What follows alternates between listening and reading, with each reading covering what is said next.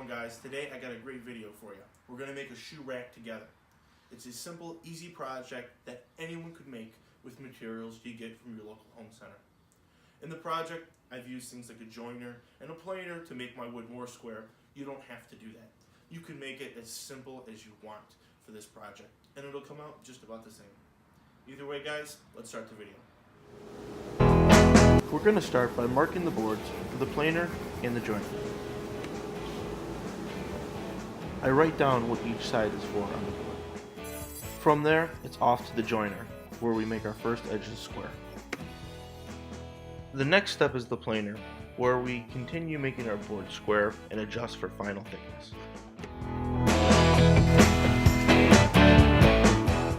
From there, it's off to the table saw, where we make our final square edge and adjust our final width. Next, we're going to rough cut the lengths of our legs, and then gang cut them so they're all the same length. As you can see, they're coming great. With the legs cut, we're next going to go to the table saw and start cutting up all our sheet goods for our panels.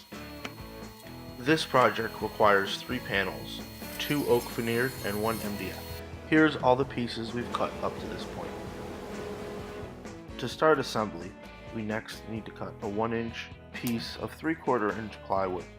This supports the lower shelf and holds both of the legs together.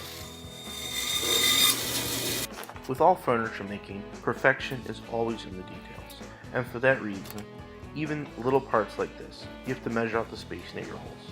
You want to be perfect in everything you do.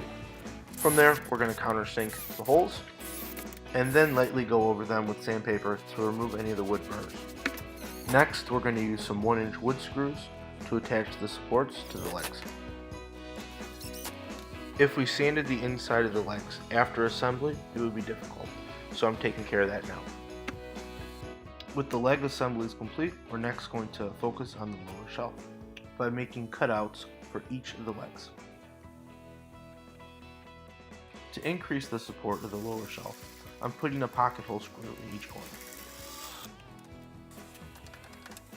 Now it's time to start putting everything together.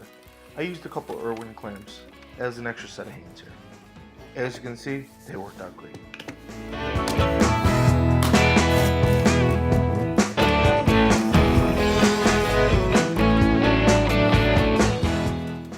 With the lower shelf installed, we're now going to start on the top shelf. Remember, perfection is always in the details, and you want to make sure you measure the layout of all your holes.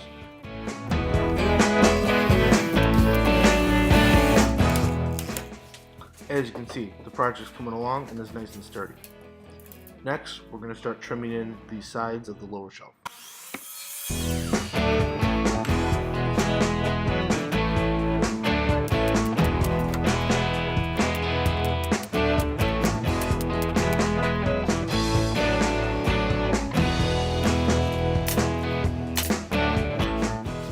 The project's coming along great. We're now going to set it on the floor and glue on the oak veneer top. For most of my projects, I use Tite Bond 4. For here, I'm going to put some down and just fan it out. Before painting the lower portion of the piece, we want to make sure we protect the top, which is going to be stained.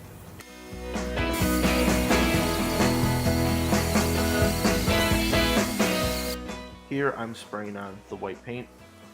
If you guys are curious about the process of me spraying on latex paints with the HLVP gun that I used here, check out my video on it.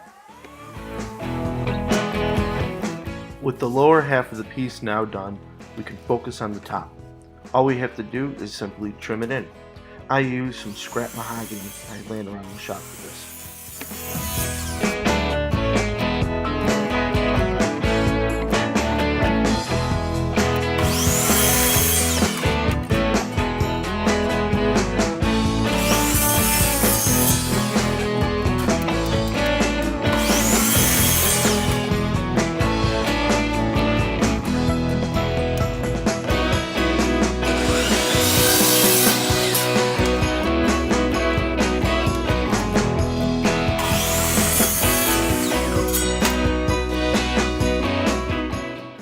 With the trim on, you can see this piece came out great.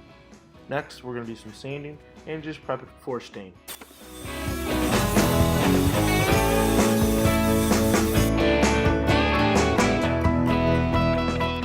For the project, I'm using Varathane paint that I picked up at my local Home Depot. I've used it many times in the past and haven't had any problems, and just put a quick coat of poly on afterwards. As you can see, it gave it a nice gloss. With the project complete, here it is in its final resting place, where it's going to get tons of use in the future. Well, I hope you guys enjoyed today's video. Like always, feel free to like and subscribe.